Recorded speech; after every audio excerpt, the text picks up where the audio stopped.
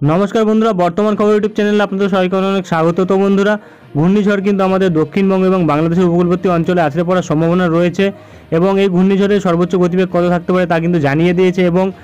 কতক্ষণ থেকে কতক্ষণ হতে পারে তাও কিন্তু জানিয়ে দিয়েছে। কবে এর প্রভাব কাটছে তা কিন্তু আমরা দেখাবো এই ভিডিওতে এবং এরই সাথে আমাদের দক্ষিণবঙ্গে কতটা বৃষ্টি হতে পারে, বাংলাদেশে কতটা বৃষ্টি হতে পারে এবং উত্তরবঙ্গে কতটা বৃষ্টি হতে পারে এই ঘূর্ণিঝড়ের ফলে তা কিন্তু দেখাবো আমরা এই ভিডিওতে। বিস্তারিত জানতে হলে সঠিক আপডেটটি পেতে হলে ভিডিওটি অবশ্যই শুরু থেকে শেষ অবধি দেখবেন এবং ভালো লেগে থাকলে একটি লাইক করবেন আর আমাদের ভিডিওটি নিচে একটি লাল রঙের সাবস্ক্রাইব বাটন আছে সেটিকে টিপে তার পাশে থাকা বেল আইকনটিকে অল অপশনে দিয়ে আমাদের সাথে থাকবেন। এবং আপনারা বর্তমানে ভিডিওটি কোন জেলা বা জায়গা থেকে দেখছেন, সেখানকার আবহাওয়ার পরিস্থিতি কেমন আছে তা কিন্তু অবশ্যই কমেন্ট বক্সে কমেন্ট করে জানাতে ভুলবেন না। তো চলুন বন্ধুরা, আমরা ভিডিওটিকে শুরু করব। তবে তার আগে আমরা ভারতীয় মৌসুম ভবনের আপডেটটা দেখে নেব কি বলা হচ্ছে। তো বন্ধুরা, আজকের প্রকাশিত আপডেটে কিন্তু আমাদের ভারতীয় মৌসুম ভবন কিন্তু বলছে যে এই ঘূর্ণিঝড়টি রয়েছে সেটা কিন্তু 25 তারিখে কিন্তু একটি ঘূর্ণিঝড়ে পরিণত হবে। তবে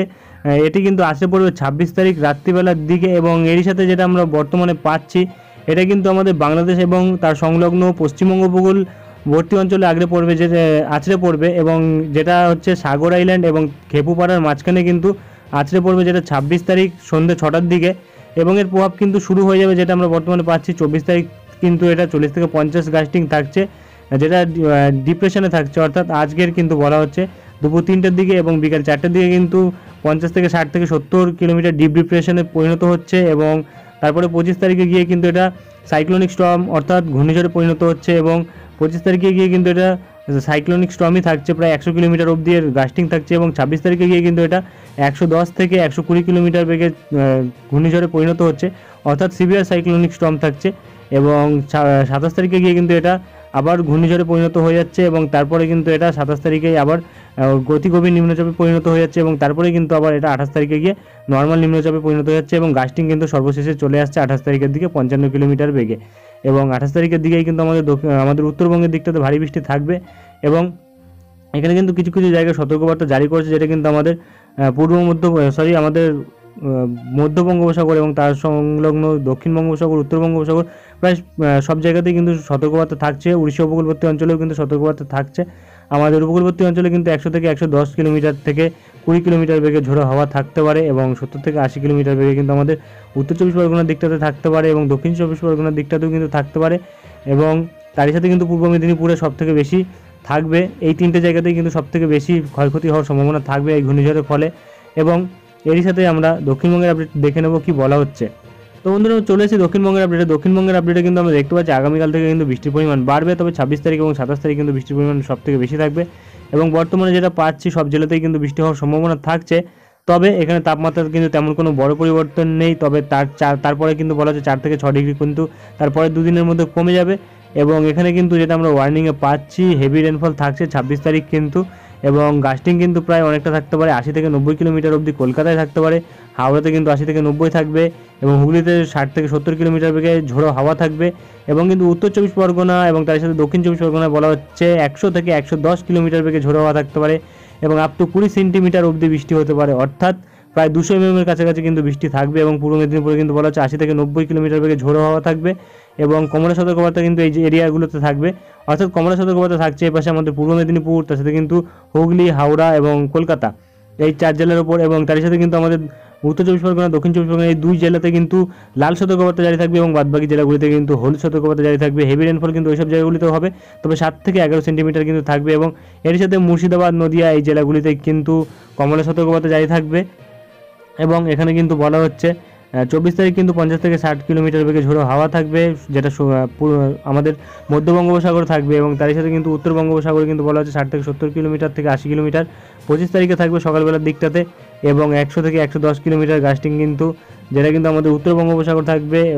যেটা কিন্তু 26 তারিখে কিন্তু 120 কিলোমিটার অবধি পৌঁছাবে এবং এরকমভাবেই কিন্তু আস্তে আস্তে এটি শক্তি বাড়াবে এবং ক্রমশ কিন্তু শক্তি আস্তে আস্তে কমে যাবে, তারপরে যত অগ্রসর হবে তত কিন্তু কমবে এবং মৎস্যজীবীদের কিন্তু এখানে বলা হচ্ছে 24 তারিখ থেকে কিন্তু 27 তারিখ সকাল অবধি কিন্তু সমুদ্রের জন্য সতর্কবার্তা থাকছে, নিষেধাজ্ঞা জারি থাকছে এইসব জায়গাগুলির মধ্যে এবং তেমন কিন্তু আর কোনো আপডেট দেওয়া হয়নি। তো উত্তরবঙ্গের আপডেটটা দেখে নেবো, তারপর চলে আসবো আমরা উইন্ডি লাইভ স্ক্রিনে। তো বন্ধুরা, চলে এসেছি উত্তরবঙ্গের আপডেটে। এখানে কিন্তু উত্তরবঙ্গে 27 তারিখ থেকে বৃষ্টির পরিমাণ বাড়ছে, যেটা আমরা বর্তমানে পাচ্ছি এবং ভারী পরিমাণে কিন্তু বৃষ্টি থাকবে আমাদের উত্তরবঙ্গে। দক্ষিণবঙ্গের মতো কিন্তু উত্তরবঙ্গে একই পরিস্থিতি রয়েছে তাপমাত্রার ক্ষেত্রে।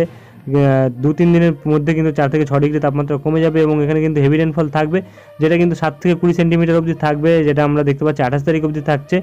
এবং এখানে কিন্তু 7 থেকে 11 সেন্টিমিটার কিন্তু 27 তারিখে বৃষ্টি থাকছে। অর্থাৎ বন্ধুরা ভারী পরিমাণে কিন্তু বৃষ্টির সম্ভাবনা থাকছে আমাদের উত্তরবঙ্গে। তো কত পরিমাণে বৃষ্টি হতে পারে সেটা কিন্তু আমরা দেখাবো উইন্ডি লাইভ স্ক্রিনে। তো চলে আসবো উইন্ডি লাইভ স্ক্রিনে। তো বন্ধুরা আমরা চলে এসেছি উইন্ডি লাইভ স্ক্রিনে। বর্তমানে রয়েছে আমরা ECMWF মডেল বজ্রবৃষ্টি মোডে। তো বর্তমানে যেটা আমরা পাচ্ছি 24 তারিখ কিন্তু ঘূর্ণিঝড়টি কিন্তু এখনও সমুদ্রের মধ্যে অবস্থান করছে এবং তার সাথে কিন্তু মায়ানমারে প্রভাব পড়ছে। মায়ানমারে কিন্তু ভারী বৃষ্টি থাকছে এবং তারপরে কিন্তু 25 তারিখ থেকে কিন্তু আস্তে আস্তে ক্রমশ আমাদের উপকূলবর্তী অঞ্চলগুলিতে কিন্তু বৃষ্টি প্রবেশ করছে এবং তার সাথে কিন্তু বায়ুর গাস্টিং থাকবে, যেটা আমরা বর্তমানে পাচ্ছি। বায়ুর ঝাপটা যদি যায় তাহলে কিন্তু উপকূলবর্তী অঞ্চলে আমরা সকাল 10টা থেকে কিন্তু পাচ্ছি ভারী পরিমাণে কিন্তু মোটামুটি 30 থেকে 40 কিলোমিটার বেগে ঝোড়ো হাওয়া থাকবে এবং তারপরে কিন্তু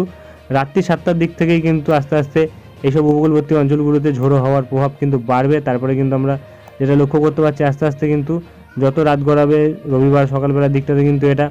প্রায় 7টার দিকে কিন্তু আমরা যেটা পাচ্ছি আমাদের কলকাতা এবং এইসব জায়গাগুলিতে তার আশেপাশে চন্দননগর, চাকদহ, ব্যারাকপুর এইসব জায়গাগুলি কিন্তু 40-41 কিলোমিটার বেগে ঝোড়ো হাওয়া কিন্তু আমরা সকাল 7টার দিকে পাচ্ছি এবং 10টার দিকে কিন্তু এটাই কিন্তু আস্তে আস্তে ক্রমশ ঝোড়ো হাওয়াগুলি কিন্তু প্রায় 60 কিলোমিটারের কাছাকাছি পৌঁছে যাবে, যেটা আমরা বর্তমানে পাচ্ছি বারাসাত এবং তার সাথে আশেপাশে যে জায়গাগুলি রয়েছে কলকাতার আশেপাশে, যেমন বারাসাত, চন্দননগর, তার সাথে আরামবাগ এবং এইসব জায়গাগুলিতে কিন্তু আমরা মোটামুটি ভারী পরিমাণে ঝোড়ো হাওয়া কিন্তু লক্ষ্য করতে পারছি। তারপরে কিন্তু আস্তে আস্তে এই গাস্টিংটাই কিন্তু 27 তারিখের দিকে আরেকটু বাড়বে। আমাদের কলকাতা, চন্দননগর এইসব সাইডে কিন্তু প্রায় 100 থেকে 110 কিলোমিটার বেগে কিন্তু ঝোড়ো হাওয়ার গাস্টিং কিন্তু থাকতে পারে, যেটা আমরা বর্তমানে পাচ্ছি। তবে মৌসুম ভবন কিন্তু বলছে আমাদের উত্তর 24 পরগনা তার সাথে দক্ষিণ 24 পরগনা সব থেকে বেশি ঝোড়ো হাওয়ার গাস্টিং থাকবে প্রায় 100 থেকে 110 কিলোমিটার বেগে এবং তারই সাথে কিন্তু পূর্ব মেদিনীপুরে কিন্তু 80 থেকে 90 এবং তারই সাথে কিন্তু আমাদের কলকাতা, হুগলি এইসব জায়গাগুলিতে কিন্তু 80 থেকে 90 কিলোমিটার বেগে গাস্টিং থাকার সম্ভাবনা থাকছে এইসব জায়গাগুলিতে। তারপরে কিন্তু আস্তে আস্তে ঘূর্ণিঝড়টি কিন্তু প্রবেশ করে যাবে আমাদের উত্তরবঙ্গে 28 তারিখের দিকে এবং উত্তরবঙ্গে কিন্তু আলিপুরদুয়ার, দিনহাটা এইসব জায়গাগুলিতে কিন্তু ভারী প্রভাব থাকবে, যেটা আমরা বর্তমানে পাচ্ছি। এবং এর যদি আমরা বৃষ্টির পরিমাণ দেখি একবার তাহলে কিন্তু আমরা মোটামুটি পাচ্ছি ভারী পরিমাণে কিন্তু বৃষ্টির সম্ভাবনা থাকছে, যেটা আমরা বর্তমানে পাচ্ছি। আগামী 10 দিনে যদি দেখি তাহলে কিন্তু আমরা মোটামুটি প্রায় এখানে পাচ্ছি বৃষ্টির সম্ভাবনা থাকছে। আমরা পরের 3 দিনে দেখব, পরের 3 দিনে কিন্তু মোটামুটি অনেকটাই ভারী বৃষ্টির সম্ভাবনা থাকছে, যেটা চন্দননগর এইসব সাইডে। তবে যদি পরের 10 দিনে আমরা দেখি তাহলে কিন্তু প্রায় পাচ্ছি এখানে কিন্তু আমরা চন্দননগর, তার সাথে খড়দহ, ব্যারাকপুর এইসব সাইডগুলি মিলিয়ে কিন্তু প্রায় 200 mm ওপর বৃষ্টি কিন্তু থাকছে, যেটা কিন্তু আরামবাগ, তার সাথে কিন্তু চন্দ্রকোনা, কতুলপুর, তার সাথে কিন্তু বাঁকুড়া, বর্ধমান, দুর্গাপুর, কাটোয়া, শান্তিপুর এবং তার সাথে ব্যারাকপুর, কলকাতা এবং এপাশে কিন্তু হলদিয়া, দীঘা, কন্টাই, নামখানা এবং গঙ্গাসাগর এইসব জায়গাগুলিতে কিন্তু প্রায় 200 mm ওপর বৃষ্টি থাকতে পারে এবং যার জেরে কিন্তু এইসব জায়গাগুলিতে কিন্তু বন্যা পরিস্থিতি তৈরি হবে, ভয়াবহ বন্যা থাকবে এবং বাংলাদেশের সব জায়গাতেই কিন্তু আমরা পাচ্ছি প্রায় 100 থেকে 200 mm এর উপরেই কিন্তু বৃষ্টি থাকবে। তবে এপাশে কিন্তু আমরা উত্তরবঙ্গে কিন্তু সব থেকে বেশি পরিমাণে বৃষ্টি দেখতে পাচ্ছি, প্রায় কোচবিহার, দিনহাটা, শীতলকুচি এইসব জায়গাগুলিতে কিন্তু প্রায় আমরা পাচ্ছি 400 থেকে 450 mm কিন্তু বৃষ্টি হবে এইসব জায়গাগুলিতে বর্তমানে যা আপডেট পাওয়া যাচ্ছে। অর্থাৎ এইসব জায়গাগুলিতে কিন্তু পরিস্থিতি আরও খারাপ হবে আমাদের দক্ষিণবঙ্গের তুলনায় এবং বর্তমানে যা আপডেট পাওয়া যাচ্ছে এতে কিন্তু আমরা যা আপডেট পাচ্ছি প্রচুর ক্ষয়ক্ষতি হওয়ার সম্ভাবনা কিন্তু থাকছে আমাদের উত্তরবঙ্গ, দক্ষিণবঙ্গ এবং বাংলাদেশের সব জায়গাতেই। তো আর কিন্তু তেমন কোনো আপডেট বর্তমানে পাওয়া যাচ্ছে না। তো এরপরে যদি কোনো আপডেট পাওয়া যায় তা কিন্তু আমরা তুলে ধরবো। আজকের ভিডিওটি এখানে শেষ করছি, দেখা হবে নেক্সট ভিডিওতে। ধন্যবাদ।